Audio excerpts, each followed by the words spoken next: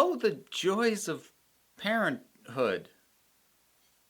So I've now seen the third episode of WandaVision, and I'm going to be jumping into the spoiler end of things pretty much right off the bat, because that's where the interesting stuff is going on. Because for the most part, this episode adheres to the template of the previous two episodes, being a fairly faithful recreation of a certain era of television sitcoms. We've kind of been jumping by decades, 50s, 60s, 70s as a general vibe.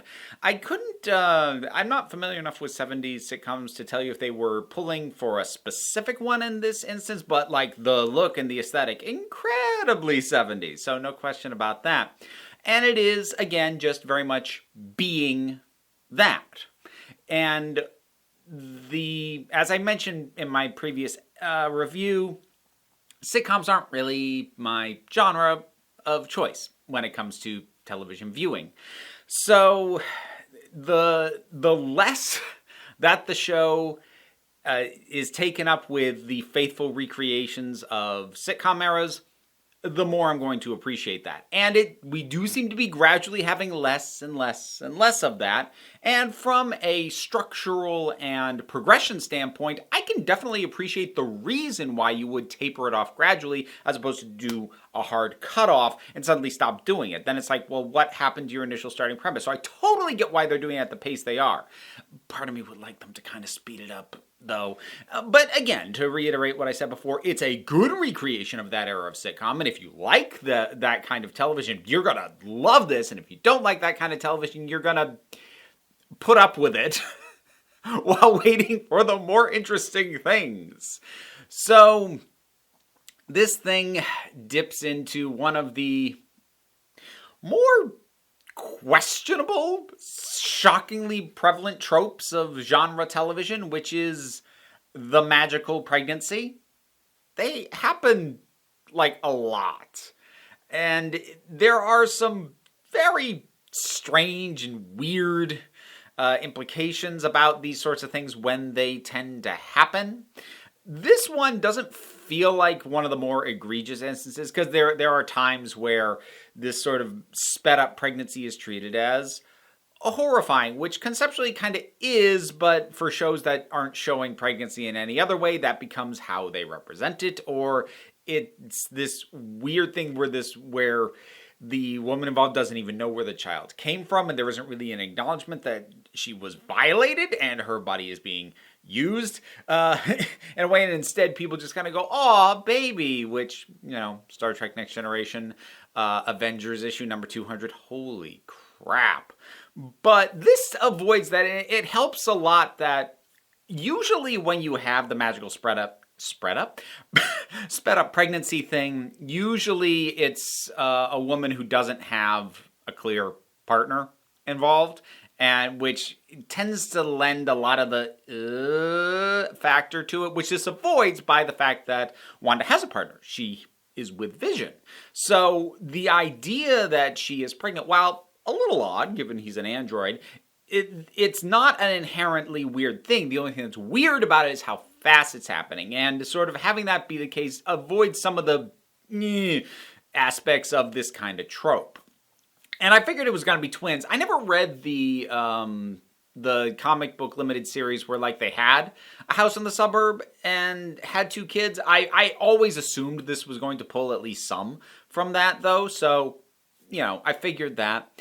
But like I said, I kind of want to talk about where the edges of this reality are starting to fray and the foundation is starting to crack, because that's what's more interesting to me. And I'm appreciating the degree to which the people around Wanda and Vision seem to either be aware of and or afraid of or complicit with whatever it is going on. I like the variables of that. Because you've got people like the Doctor, who basically just fills his role exactly as you would expect him to, except he has that one moment where he decides, no, I'm not going to go on vacation. He has that one line, small towns, they're just so hard to leave. And then there's the stuff with Herb, who very clearly wants to say something to Vision. He knows that something is going on. But the other woman, who's, I want to say Angie?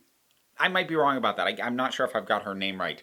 But she's like, no, you can't. But is she stopping him because, is she trying to stop him from talking because, like, she's in on it, she has some degree of control over what's going on, or just because she's scared? And again, we get a reiteration of the idea that Wanda has at least some degree of control over what it is that's going on. Because again, as Vision starts to realize something's wrong here, she kind of rolls back time a little bit and gets a redo so that he doesn't have that moment of clarity. And then there's Geraldine. This did a really good job of making me both afraid of and afraid for Geraldine, because her little moments, her flashes of connecting the dots that Pietro was killed by Ultron, and saying it out loud and seeing the look on her face, while outside the neighbors are like, is Wanda alone with her? You're like, wait, what? And so I'm being torn in two directions. Should I be afraid for Wanda? Should I be afraid for Geraldine? And it's kind of both. By the end, I'm more afraid for her. And again, Wanda's expulsion of her lends increasing credence that Wanda is at least somewhat in control and possibly at fault for what it is that's going on. That she created this or set it up, or even if she didn't, she has somehow taken control of it. So is what these people afraid of, is it Wanda that they're afraid of? Or is there something else, some outside force? We've gotten hints that whatever's going on in this world is being monitored from the outside, but is it only being monitored or is it actually being controlled? I don't have a ton of theory. Like, I'm not going to spin this off into massive speculation, largely just because that's not what my brain does. I'm looking at the pieces I've gotten, considering possibilities, but I'm not a theorist. I'm not one of those people who's like, ooh, and this, and this, and this, and it all connects, and it'll be that, because, again, my brain doesn't really work that way, because I know I'm probably going to be wrong. And I'd rather just enjoy what they give me than get attached to a theory that's probably going to be wrong, and I'll be annoyed that they didn't do what I thought they should do. Because on the rare occasions that I have a clear idea of what I think should happen or what I think is being built to, if that isn't it, yeah, it becomes disappointing when it shouldn't be. But we get Geraldine expelled from this and sort of popping out the other side of this, what, I don't know, a force bubble, for lack of a better term to put it, and then immediately surrounded. So again, bears the question, are these people controlling whatever's going on inside this town? Or are they just monitoring it and someone else has created this? Wanda being the obvious suspect still at this point, which I'll be curious to see where they go, because in the previous episode, in episode 2, I felt like the hints that it might be Wanda were a little bit, I mean, they weren't super subtle, but it was like, okay. Here it seems to be pointing much more cleanly that she is in some manner in control of what's happening. And I'll be curious to see, since it's becoming more obvious, are they going to build her almost as her own villain? Or are they going to, is this a misdirect? Are they pointing in this direction so that they can pull the rug out from under us with something else that's actually going on? Or are they just going to keep building and building and building and building it?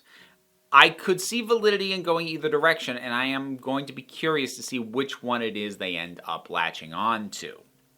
I'm not sure I've got too much else to say beyond that. The 70s aesthetic is fun. Like, I'm not sure I'd actually want to live in that kind of world, but like just to watch it on TV, you're like, yeah, that's ridiculous. It is kind of fun. I kind of dig it. But I guess that's about all I've got. It sort of expands out into a wider aspect ratio. I'll be real curious to see what we get next time. I suspect people who do indulge more in speculation and fan theory are having a field day. Hope you folks are having fun. It ain't what I do, so I'm going to wrap it up. Thanks so much for watching WandaVision Episode 3. Have you seen it? What did you think about it? Whatever your thoughts are, drop something down in the comments. Let's talk about it. I have a Patreon. I'm getting really quick at doing these, aren't I? It's really rolling off the tongue. That is actually how I pay my bills. This is my living, and if you are able to help out in any amount, it does help, and there are perks for doing so. Even if you can't, the other stuff, the likes, the shares, the subscribes, they all help me out, but don't feel pressure to do any of it because I try and take a relaxed attitude around here. So feel free to just come on back next time we need a break.